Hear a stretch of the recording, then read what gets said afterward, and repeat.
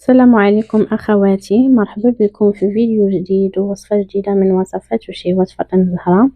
اليوم نقدم معاكم طاجين باللحم مقطع وبصلة. كنتمنى هذا الفيديو ينال إعجابكم. صراحة الطاجين كيجي رائع، يستحق التجربة.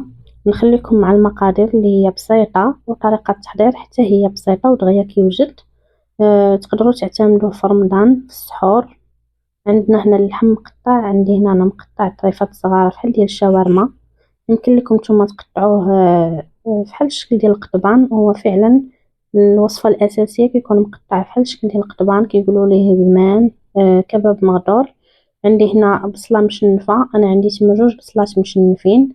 البصله واللحم كيبقاو على حسب افراد الاسره.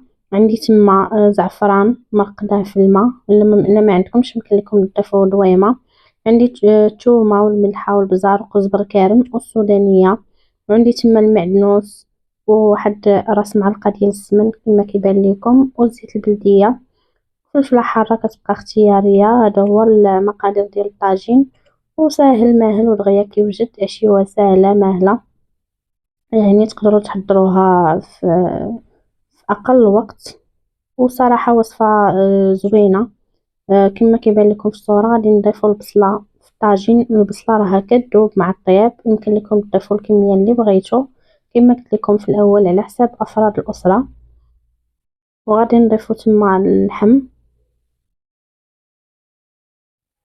كما كتعرفوا حنا دابا مقبلين على شهر رمضان. الله يدخلوا علينا ان شاء الله بالصحه والسلامه يا ربي والرزق، وكل واحد باش كيتمنى. كنحتاجوا بحال هاد الوصفات كيكونوا ساهلين ودغيا كيوجدوا. ان شاء الله تقدروا تحتفظوا بالوصفه، وبزاف ديال الناس كيعرفوها. صراحه وصفه غنيه عن التعريف.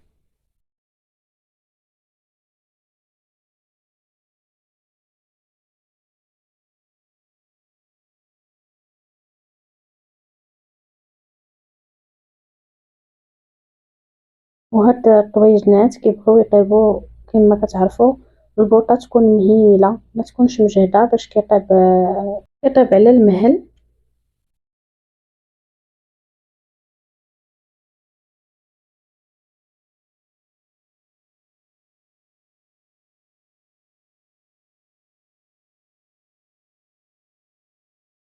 غنضيفوا دابا التوابل،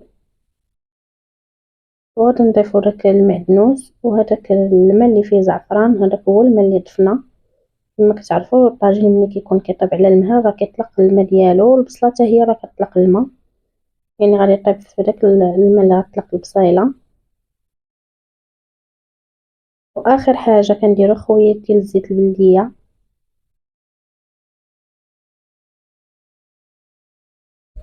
كنتمنى ان شاء الله تدعموني وما تنساونيش من اللايك والاشتراك في القناه. مرحبا بالناس الجداد اللي دخلوا عندي، مرحبا حتى بالناس القدام اللي ديما واقفين معايا وكيدعموني. شكرا لكم بزاف.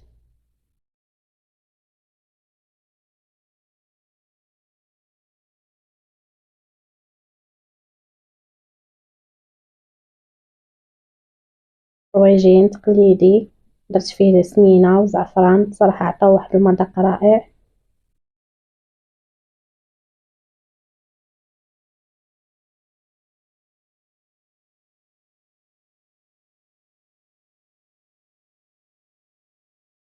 هنايا اخر حاجه هي زيت البلديه.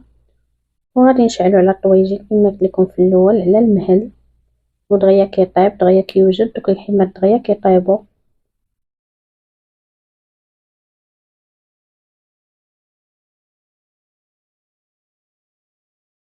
هذا هو الشكل النهائي ديال الطويجين كما كيبان لكم ما شاء الله. صراحه خصكم تجربوه. هنا ملي طابلنا الطويجين البصله تغمرات ودوك الحمات طابوا. وكما قلت لكم الكميه كتبقى على حساب افراد الاسره. انا هنايا غير 2 الناس، داكشي علاش كيبان لكم الطاجين قليل. الى اللقاء في فيديو اخر ان شاء الله.